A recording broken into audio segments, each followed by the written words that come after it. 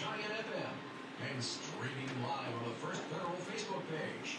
Yes, indeed, it is Friday morning, and it's time for the First Federal program. Beautiful Friday morning out there, and for October, it's really not that bad, temperature-wise. Not bad at all, Paul. I mean, I looked at the temperature when I got up this morning, and I went, there's no way that's right. It's pretty warm out. So Yeah. I think we need to enjoy it, because I think... But I've already said this one other time this year. I think this might be the last. Well, I follow several different weather groups on Facebook, Yeah. and about all of them are saying This is when this cold front hits, Yeah. it's coming to stay. Yeah. But I saw in Indianapolis this morning they're going to have a record high low temperature. wow. Wow. All right. Yeah. Yeah. I'm sure a lot of cities and towns are probably breaking some records this week. Yeah. I think it was 65 degrees was what that was going to be the Yeah. record high low temperature. Hmm. That's a nice low temperature Yeah. for October. Yeah.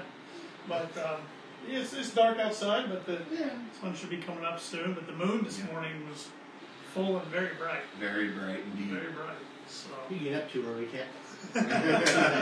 I didn't see that. Did you see that, Paul? I did. Yeah, yeah.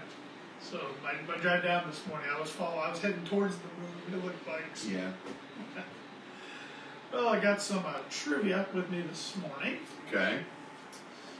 This month is Fire Prevention Month, Mm-hmm. which I know October's almost over, but that's a topic that's always relevant, I think. Yeah. So I want to know, Paul, which city out of these four that I'm going to give you had the first volunteer fire department in the state of Indiana?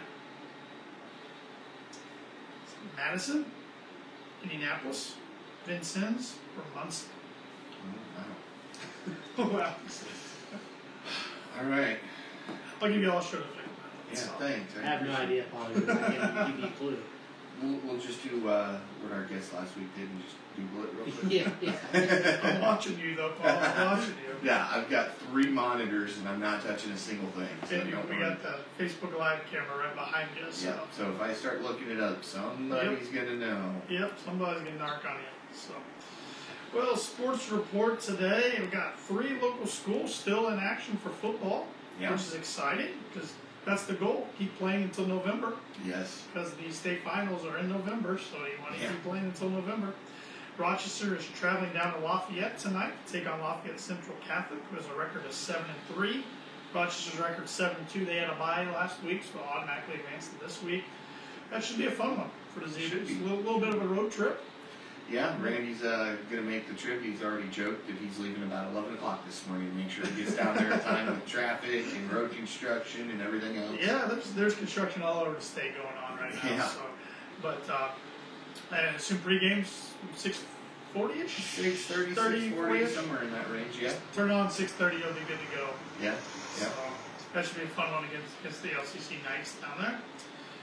Caston, big win for them last week. They knocked off North White, who was previously undefeated. Yeah. So improves their record to 2-8. Now they get another team that's undefeated, so they get a task of knocking off another undefeated team tonight. That is Carroll.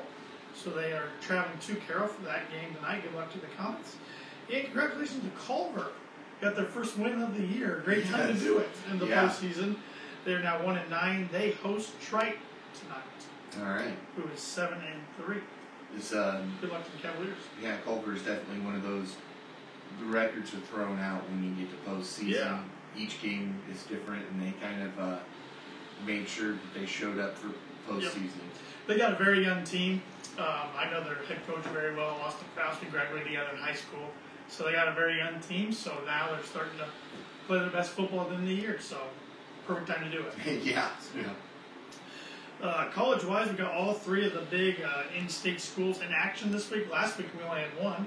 Yeah. Notre Dame and Purdue both had a bye week. But all 3 in action this week. Indiana takes their 2-5 record into Penn State, who is ranked number 10, 6-1. Is probably going to be a little frustrated after losing to Ohio State last week in a game their offense couldn't do anything. This game's at noon on CBS, and Penn State's a 32-point favorite. Okay. As Todd's chuckling over here. But it's That's not too bad, 32. If I was a betting man, I would think IU will cover that much. All right. You hope. But They've only scored like 4 or 5 touchdowns, offensive touchdowns this year. yeah, the defense hasn't been the problem. It's been the offense, and Penn State's got a pretty talented team. They're pretty good. So Purdue, like I said, in action this week after having the bye week, which was much needed for them last week. They're at Nebraska, who is 4-3. Nebraska's a 2.5-point favorite. That game's at 3:30 on Fox Sports 1. All right. So finally not on Peacock. I think that's the first Purdue game in about 4 weeks on Peacock. The basketball season's starting soon, so you'll still have to keep that subscription going. Oh, yeah, they're on 6 times, including one of their matchups against IU is on Peacock. So Looks like I might be investing in Peacock. yeah, they know what they're doing over there to get their subscription count up. Yeah, they do. In Notre Dame, coming off a bye week, they're ranked 21 with a 6-2 record. They host Pittsburgh, who is 2-5. That game's also at 3:30 on NBC. Notre Dame's a 20.5-point favorite in that one. But their quarterback shaved his beard this week. That was in the news. So Wow. I guess it wasn't his lucky I beard. guess it wasn't his lucky beard. So At least we hope not, right? Yeah. in NFL action, the Colts tough loss against your Browns. Congratulations, Paul. Yeah. They're 3-4, but they are 1.5-point favorites against the Saints, who are also 3-4. That game's at 1 o'clock on Fox on Sunday. But don't worry, it will not conflict with the Bears because the Bears are on the Sunday night game this week. Okay. They beat the Raiders, so they are 2-5. They travel to LA to take on the Chargers, who are 2-4, and the Chargers are 9-point favorites. All right. 8:20 on NBC. So the Colts will be on Giant FM again, right? Yes. Yep. Pregame starting at noon. Yep. Tune on for pregame, listen to the game, listen to postgame. So. Exactly. And the World Series starts tonight. Texas Rangers and the Arizona Diamondbacks. Did you have these two teams making it? Absolutely not. I think I had the Diamondbacks 4th in their division to start the year out of 5 teams. So Okay. I think they were 10 games under like early in August. yeah, it's impressive what they've done, and Yeah. it might end up being the lowest ratings for a World Series we've seen, though. I don't know. That's the 2005 White Sox against Astros hold that record now. I don't know. We'll see. I could be wrong, but Yeah. It was funny. My dad said, I'd love to see the Rangers and the Diamondbacks in the World Series when we started postseason. And then it just kind of started looking like the Diamondbacks weren't going to make it. Shocker, they made it. But I think a lot of America, even the Diamondbacks haven't won a World Series or been to a World Series since 2001. The Rangers have never won one. Yeah. They've had some heartbreakers over the years, so. Definitely going to be worth watching at least. Yeah, that's surprising to me. Like the Diamondbacks have won before the Rangers. I know. Yeah. The Rangers have been around for a while. And they had one, I think it was 2011 against the Cardinals, 2 outs, bottom of 9th, and their right fielder misplayed the ball that went off the wall, and they ended up losing to the Cardinals. So Yeah. heartbreak a Yeah, little bit. Nolan Ryan years, Yep. A-Rod years. Sure. They've got a lot of talent. Yeah. So Yes. yeah. We got some tidbits here this morning, Paul. On this day, 1954, Walt Disney's first TV show, which was titled Disneyland, premiered on ABC. Okay. On this day, 1985, Billy Martin was fired by the Yankees for the 4th time. No. I don't think that will ever be broken. No. Steinbrenner's kind of had an interesting relationship with Billy Martin. He's fired, bring him back, fired, bring him back. How many world championships in that time? Do you recall? They weren't very good in the 80s. Okay. So they went Probably why he got fired from the so many late 70s until 96, and then they won quite a Okay. few in that period. I was trying to give you a little credit there. The Yankees fan. On this day, 1988, E.T. was released to home video. Ah. But more impressively, there was 14 million copies pre-sold. Wow. Yeah. And on this day last year, Elon Musk took ownership and control of Twitter, now known as X. It's still Twitter. Twitter/X. And we got some days, national days here, Paul. Today's Nevada Day. Okay. It's also Global Champagne Day. Cheers. National American Beer Day. So Hey! cheers there, too. National Black Cat Day. Okay. Cranky Coworkers Day. I have one of those. Navy Day. National Bandana Day. Frankenstein Day. National Mentoring Day, which was a good one. And National Breadstick Day. Okay. You have a favorite breadstick from any restaurant? Or you like me and like them all? I like them all. Yeah. As always. There's always those good ones. Olive Garden's good ones. Yeah. Got some upcoming local events going on this weekend. 18th Annual Haunted Woods Trail is going on. It was last weekend and it's going on this weekend. So you want to take advantage of that. It's going on tonight and tomorrow from 7:30 until tours are finished. It's $10 for ages 12 and up, $5 for children ages 6 through 11, and free for children 5 and under. Okay. So if you like getting scared and haunted things are your thing, go on out there. That's at the Fulton County Historical grounds, I should say. And I see the Times Theater is holding some live music going on tomorrow night. Yes. The Toy Factory will be performing from 7 to 10 p.m. There's going to be a happy hour and food at 6 p.m. and this is a benefit for the Jimmy Downs Memorial Fund. Okay. So go enjoy some live music tomorrow night, and all the proceeds go to a great cause. Plus, we got Boo Fest tonight. And Boo Fest, thank you. Yes. 4:30 to 6. And Yes. You're doing costume judging? Not judging, just emceeing. But there will be a costume contest at the courthouse right across the street from us here, and a little concrete pad at the bottom of the stairs. Sign up will be at Smith Sawyer Smith, and then contest will begin at 6. So a lot of the merchants downtown will still be open, handing out candy, things like that. It's a good, safe place to come trick or treat. Yes. It's public safety enforcement, I'm sure. Yes. Tom, right? We'll be downtown. Yeah. You'll have to report back next week what was the most popular costume. All right. Yeah. Taylor Swift, probably. That's probably a good guess. Barbie. Yeah, probably a good guess. Yeah. Chucky dolls, I'm sure, will be out in Yeah. full swing. Yeah. Not a good prediction there. So, well, First Federal, we are open today from 8:30 to 5, and tomorrow from 8:30 to noon. You can always make this online with our mobile app, which is free to download, no matter if you have an Android device, Apple device. Go to the App Store, Google Play Store. Type in First Federal Savings Bank, look for the white star in green background, and you're halfway there. Yeah. So, and our ATM is open 24/7 as well if you need some cash. We still have our 10th-month CD special going on at a 5.10% annual percentage yield. So come on in and take advantage of that. Any of our tellers will be happy to get that going for you. And we offer simply free checking accounts and simply free business checking accounts.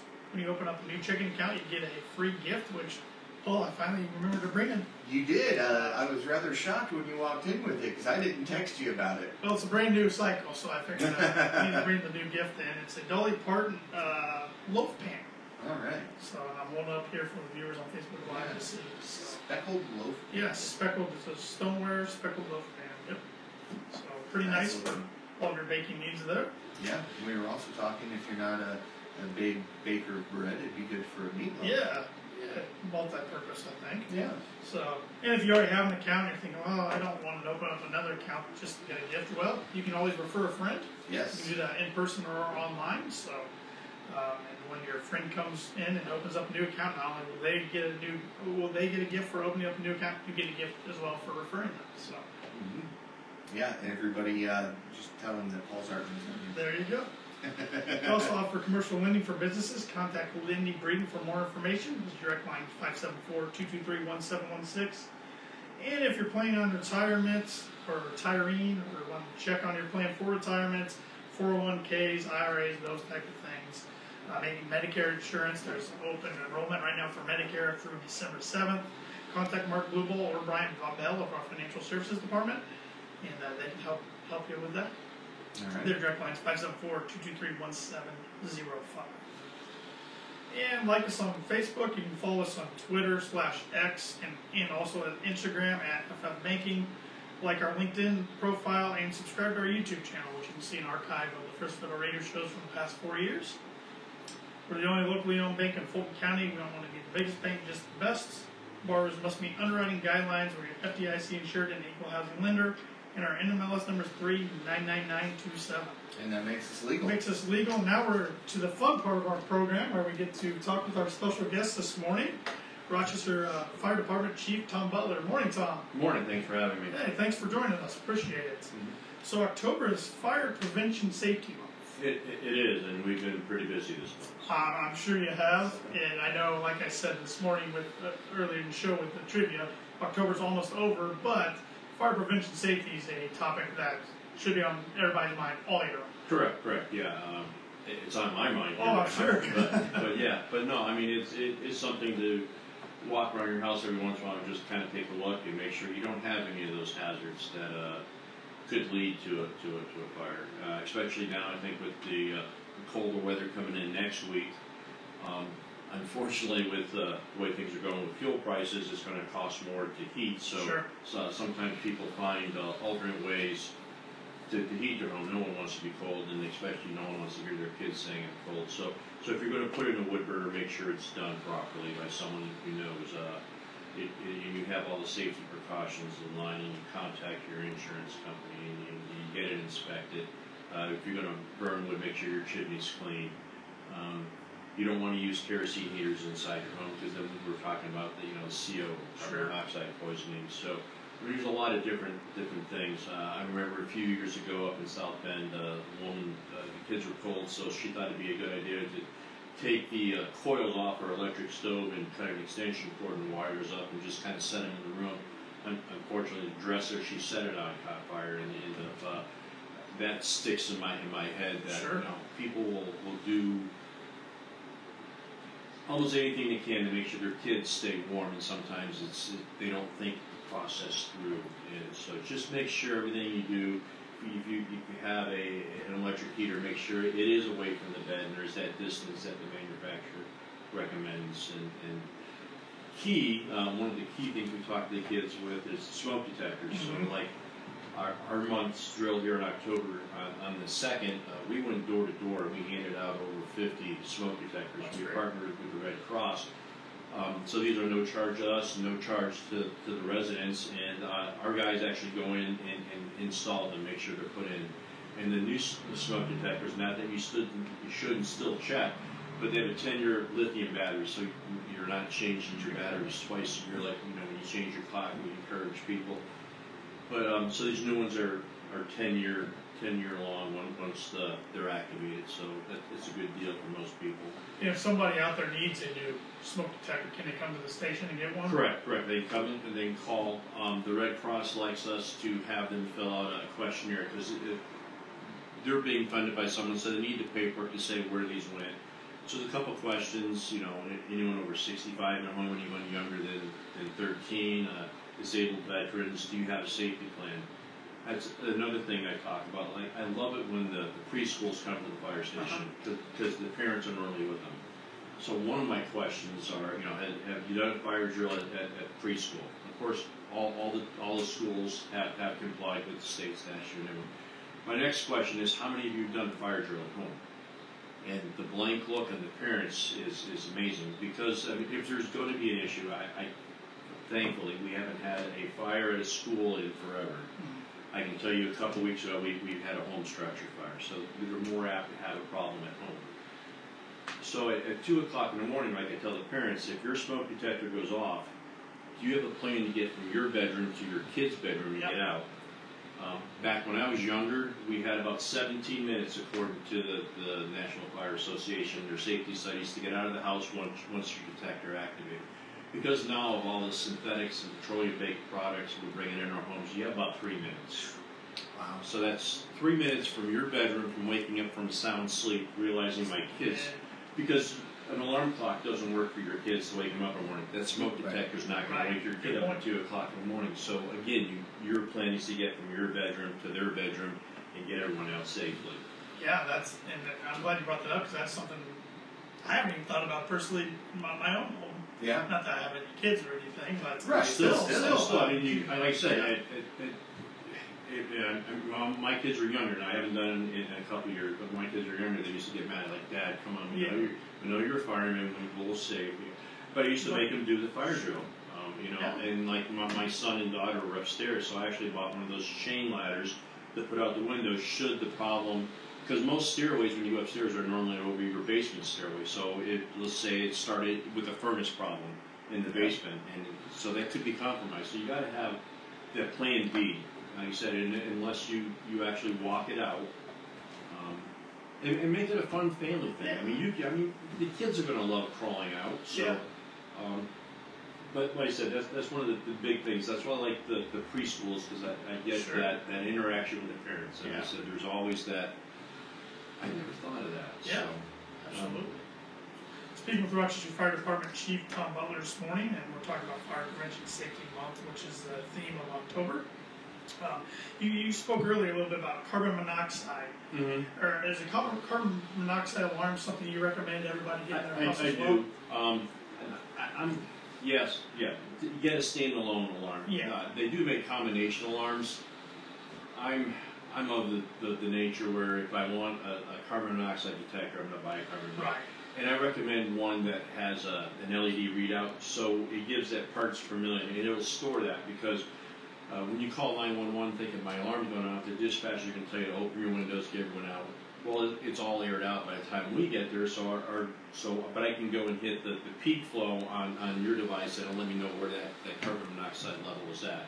So carbon monoxide produced by anything burning fossil fuel is where you're going to get that, or anything burning. So your gas water heater, your gas stove, your gas dryer, your furnace, especially now if you don't, good idea, just preventive maintenance things and have your service tech come in and make sure that your furnace is ready for the winter, that the exhaust is working and the heat, nothing got followed, bird didn't come in over the spring and make a nest in your chimneys.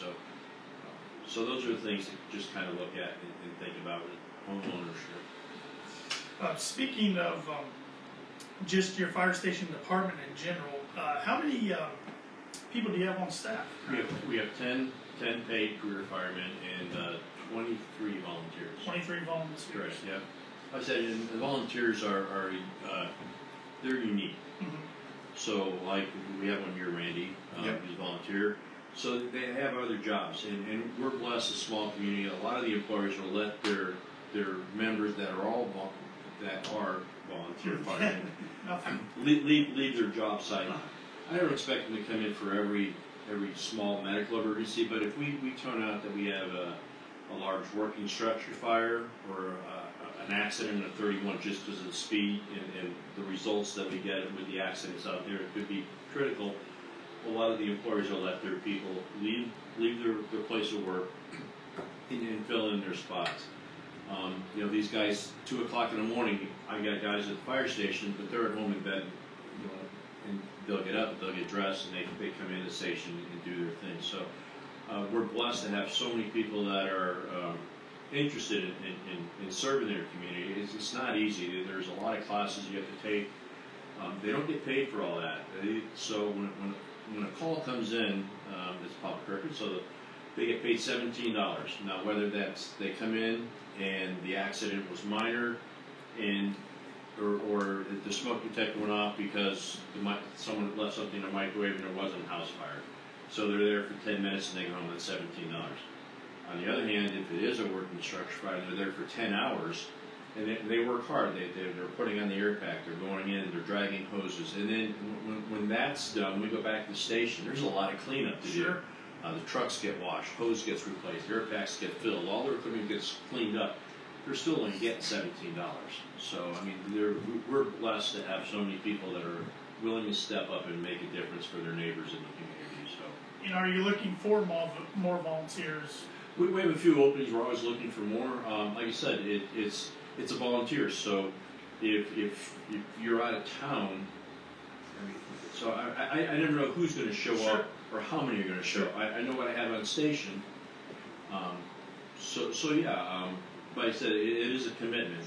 It is some training has to be involved before you can even step on the truck. So, if somebody out there is interested in volunteering, just get a hold of you or somebody else. Stop by the station, talk to, or if you know a member, talk to them about it. So I think most of that we have some really nice equipment. I mean, for the size of our community, we have really nice. We just got brand new air packs, so we're up to date on those. So. I said, to keep you safe, our apparatus is in really good shape. We get it serviced, we rotate things. How often do you have to rotate the equipment, or what goes into flying to get it? Everything's got different things. Like our oldest truck is a 2001, it's a tanker, so that's probably going to be next. We got an engine that's a 19, we got one that's a 2010.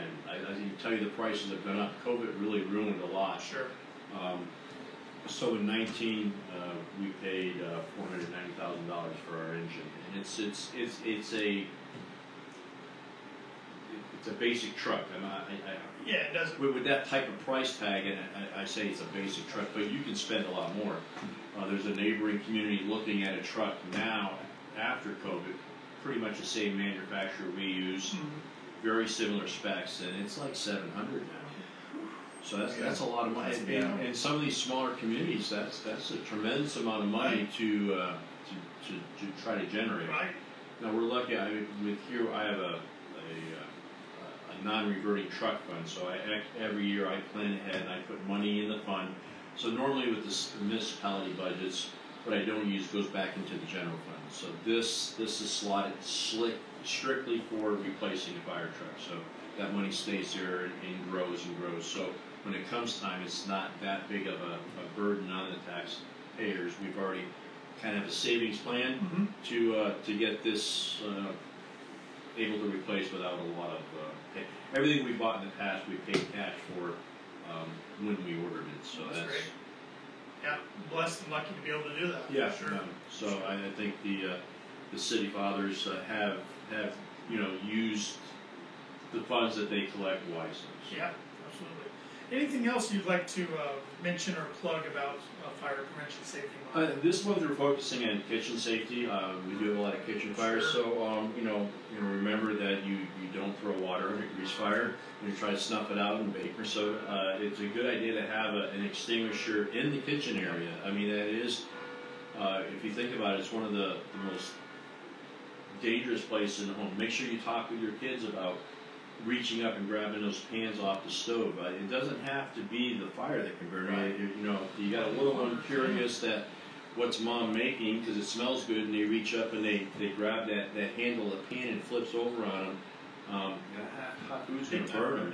It's so again, just kind of focus on your kitchen safety. Maybe walk through, make sure that you're doing things right. Check your smoke detectors, and like in the kitchen. I don't have one in my kitchen because if I'm cooking, there's going to be smoke. So they do make heat detectors. They make a heat detector that'll go off when it reaches a certain temperature. Make sure that you have your extinguisher in there, and think about do I have a plan? If you have teenage kids that are starting to come home from school and starting to cook things, make sure they understand the risks that are involved. People with cooktops, more than once I've seen people take their towels they got when they're wiping their hands and just kind of throw it on there because it's not a flame.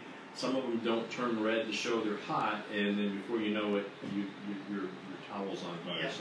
So just be aware. I mean, that is one of the most dangerous. Besides your furnace for heating, I mean, we're inviting flame into our house. So. Sure. Well, thank you for joining us this morning, Tom. Thanks for having me. Appreciate everything you and your department do for the community. Like I said, it's the guys. I got a great group of guys that really, truly have a heart for serving the community. Thanks again. Yep. All right, Paul. Back to a trivia question. Maybe Tom knows this answer. Might know this answer. Which city had the first volunteer fire department in the state of Indiana? Was it Madison, Indianapolis, Vincennes, or Muncie? And I'll have you go first before Tom guesses. Ooh. All right. Well, I'm gonna go with the one that doesn't seem like it fits. It's probably the furthest south of them all. Madison. Madison. What are the choices again? Madison, Indianapolis, Vincennes, or Muncie? I'm gonna go with Indy. Indy. It is Madison. You are correct. In 1841, 100 men who were originally members of the Union Volunteer Fire Company organized the Fair Play Fire Company No. 1. Okay. And it is still active to this day as a volunteer. All right. We were 1848. 1848, not too far behind. Yeah. So, and we'll close with these words of wisdom from Richard Nixon, who was the 37th President of the United States. The finest steel has to go through the hottest fire. All right. These are great words of wisdom. Thank you so much, Tanner. And Thank you, Paul. We'll see you guys again next week. Thank you.